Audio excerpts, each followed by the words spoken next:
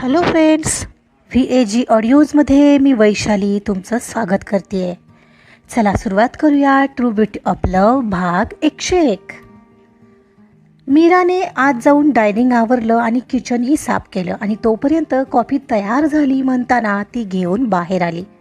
मीरा बाहेर येते तर ती अर्णवी शंतनूला मोबाईलवर काही दाखवत त्याला अगदी चिकटून बसलेली. शंतनू आपला करत होता. Arnavi, this coffee is for you. Oh thank you. Meera आलेली पाहून ती थोडी बाजूला सरत म्हणाली. वैसे मीरा तुम भी बैठ जाओ ना. नहीं आप करो बातें, मुझे थोड़ा काम है अंदर. मीरा आज जायला निघणार तर शंतनूने मीराचा हात पकडला. मीरा 1 मिनिट नंतर करते काम. अगं ती आपल्या दोघांना भेटायला आली आहे, अशी काय करतेस म्हणत तिला ओढून त्याने त्या दोघांच्या मध्ये ओढलं. तशी अर्णवी आपोआपच बाजूला सरली. बाय द वे शंतनू, इतनी जल्दबाजी में शादी की तुम लोगों ने, हमें भी तो बुलाते. नहीं, छोटा ही फंक्शन रखा था, घर के कुछ ही लोग मौजूद थे. वैसे भी मुझे ज़्यादा तामझाम पसंद नहीं है ना मीरा. तो तिच्या डोळ्यात पाहून म्हणाला. ओ अच्छा. मीरा, वैसे तो बहुत अच्छी है तू, मतलब बुरा मत मानना, मैं बस सलाह दे रही हूँ. मेरी पहचान में एक डॉक्टर है, बहुत बड़े स्किन स्पेशलिस्ट है. तुम उनसे अपॉइंटमेंट क्यों नहीं लेती? तेरे चेहरे के ये जो दाग धब्बे हैं वो प्लास्टिक सर्जरी से बिल्कुल गायब कर देंगे. शंतनू, चाहे तो मैं तुम्हें उनका नंबर अभी दे देती हूँ, रुको म्हणत ती मोबाईलमध्ये त्यांचा नंबर शोधू लागली. हे सगळं बोलत असताना मीराने वेदनेने भरलेल्या डोळ्यांनी शंतनूकडे पाहिलं आणि एक क्षण ती तिथून तशीच आत निघून गेली. मीरा, मीरा थांब ना. त्याने तिला आवाज दिला पण ती काही थांबलीच नाही. तसा शंतनू रागातच उठला आणि अर्णवी ही उठली. अरे क्या हुआ मीरा को, वो ऐसे क्यों चली गई, ती विचारत होती आणि आता मात्र शंतनूच्या डोळ्यात राग साफ दिसत होता. क्या हुआ, यह क्या लगा रखा है तुमने अर्णवी.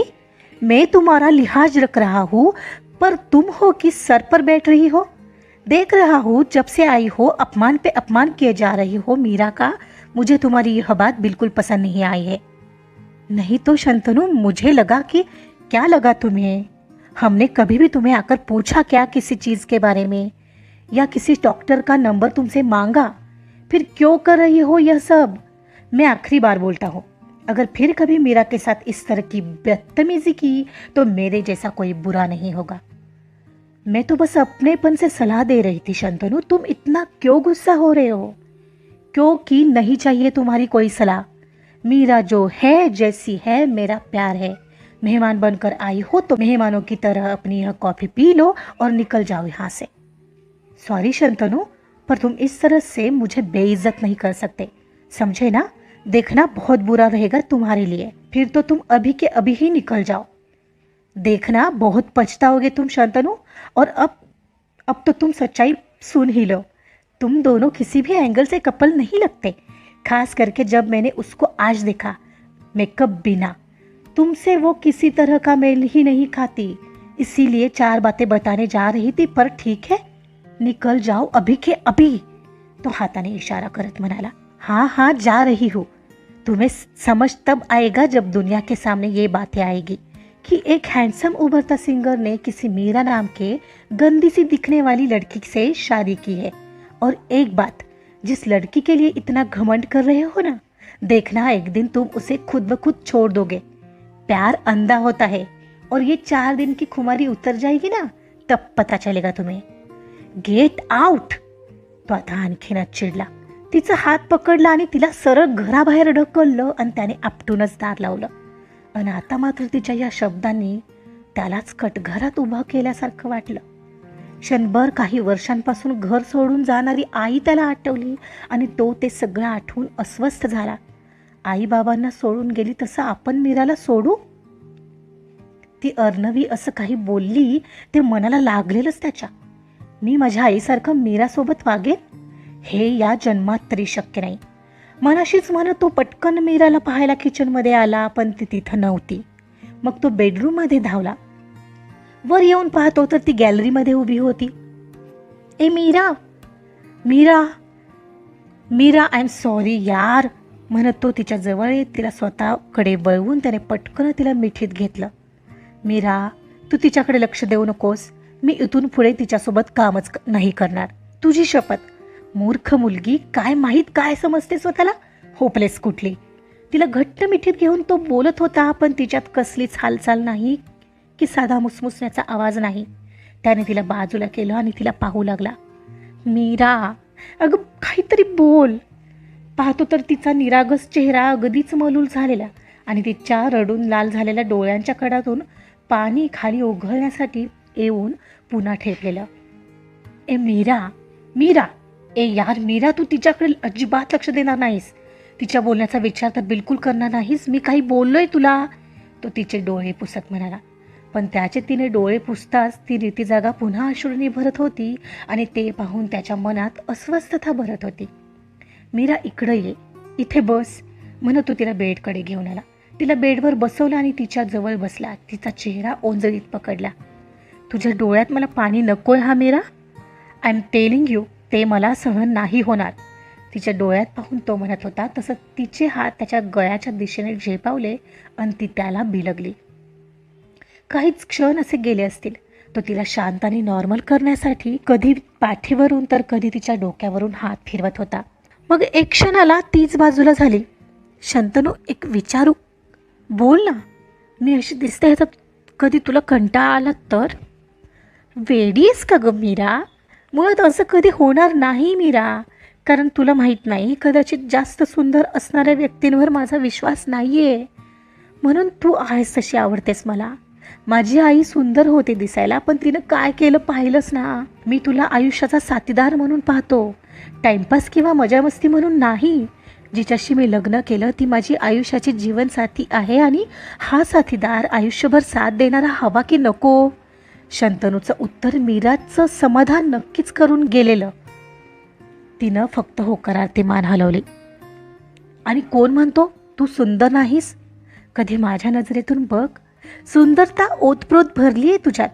तुझी ही निरागसता, तुझा हा साधेपणा, सर्वांना मदत करायची वृत्ती, कितीही अचिव्हमेंट मिळवल्या तरीही जमिनीवर राहणारी आणि जरासुद्धा गर्व न करणारी मीरा सुंदर नाही आहे का? हे फक्त या डागांमुळे तू स्वतःला कमी समजतेस, पण त्याची काही गरज नाही. चंद्रावरही तर डाग आहेत ना मीरा. पण म्हणून तो आपल्याला आवडत नाही असं होतं का? मान्य आहे तो स्वयंप्रकाशित नाही आहे, पण अंधाऱ्या रात्री तोच प्रकाश देत असतो आपल्याला, हे विसरू नकोस. उजेडात सगळेच साथ देतात मीरा, पण अंधारातील साथ सर्वात जास्त महत्त्वाची असते. आणि विसरलीस? अगं वेडे होते का ते लोक ज्यांनी तुला ब्युटी कॉन्टेस्टचा किताब दिला? सर्वात महत्त्वाची सुंदरता असते ती मनाची, जी तुझ्याकडे आहे. इथेच तू परफेक्ट आहेस. आणि ती मनाची सुंदरता ओळखणारा तू फक्त माझा आहेस. माझ्या आयुष्यात ही एक व्यक्ती खूप महत्त्वाची आहे शंतनू, जिनं मला तेव्हा ओळखलं आहे जेव्हा मला जास्त गरज होती, आणि म्हणून मला तुला कधीच हरवायचं नाही आहे. ती त्याला म्हणाली आणि पुन्हा त्याच्या मिठीत शिरले. आणि मी तुझाच आहे मीरा, फक्त तुझा, आणि तू माझी आहेस. तिच्या भोवतीची मिठी आणखी घट्ट करत तो म्हणाला आणि त्याने डोळे घट्ट मिटले आणि तिचं सोबत असणं अनुभवू लागला. काही क्षण गेले अन अचानक बाजूला होत तो तिला म्हणाला, बर चल, बस झालं आता, तू तयार हो, आपण बाहेर जाऊ. पण बाहेर कुठे शंतनू? आता काय आहे ना मीरा, हा गरीब शंतनू आता कुठे करिअरमध्ये स्थिरावू पाहतोय, त्यामुळे तुला एखाद्या चांगल्या ठिकाणी नाही नेऊ शकत आहे हनीमूनसाठी. पैसे नाही आहेत असं नाही आहे, पण अरे ठीक आहे ना रे, तू साधं इथल्या इथं फिरवून आणलंस आणि एखादी स्ट्रीटवरची पावभाजी जरी खाऊ घातलीस ना तरी चालेल मला. हो मला माहिती आहे ते, आपण तेव्हा खाल्लेली पावभाजी आठवली ग मीरा? ते तुला बसमधून सोडायला यायचो, कसले भारी दिवस होते ते. तो ते विस्मरणात गेलेले क्षण आठवून गोड हसला आणि तीही हसली ते ओढ लावणारे क्षण आठवून. ए मीरा, एक काम करू, इथे थांबून असं डोक्याला ताप ओढवण्यापेक्षा आपण ना लोणावळ्याला जाऊ. 2 दिवसांसाठी, तेवढाच तुलाही चेंज आणि मलाही, आणि थोडा एकमेकांसोबत वेळही घालवल्यासारखं होईल. चल आवर तू तुझी बॅग, मीही लगेच बघतो एखादा रिसॉर्ट आणि भरतो माझी बॅग. ओके ठीक आहे, मला सांग कोणते कपडे भरायचे आहेत तुझे, मी भरते हवं तर तुझी बॅग, ती स्वतःहून म्हणाली. म्हणजे आता ती बऱ्यापैकी नॉर्मल झाल्याचं दिसत होतं. शंतनूलाही तिला पाहून समाधान वाटत होतं. मी भरेन माझी बॅग, तू फक्त तुझी भर. आणि मीरा, हवं तर ना पुढच्या वेळी दूर कुठेतरी जाऊ, चालेल? हो रे, बर, मी घेते भरायला माझी बॅग, ती म्हणाली. पण तिथंच बसून होती. ओके, तो डोळे मिचकावर तिला म्हणाला आणि ती मात्र तिथेच बसलेली त्याला एकटक पाहत होती. तिच्या चेहऱ्यावर आताही भलतेच आकर्षक भाव आले होते. काहीतरी विचार चाललेला तिचा मनातल्या मनात, ते त्यालाही समजत नव्हतं. पण ती खुश होते. त्याला भिरभिरत्या नजरेने न्याहाळत होती. नदीसारखी खळखळ वाहणारी मीरा आता पहिल्यासारखी अवखळपणे वाहू लागलेली. पण ती अशी पाहते ते का, ते काही त्याला समजत नव्हतं. काय अशी का पाहत आहेस, त्याने तिला हसून अखेर प्रश्न केला. आणि मनातून तो भेटला याने कृत्य अनुभवणारी मीरा एकदम त्याच्या जवळ आली आणि तिने त्याच्या गालावर ओठ टेकवले. आलेच म्हणून ती पटकन बॅग भरायला धावली. ती इतकी पटकन धावली की त्याला तिचा हात पकडावा अशी मनात निर्माण झालेल्या इच्छेने तिला पकडायला त्याचा हात आपोआपच पुढे गेलेला.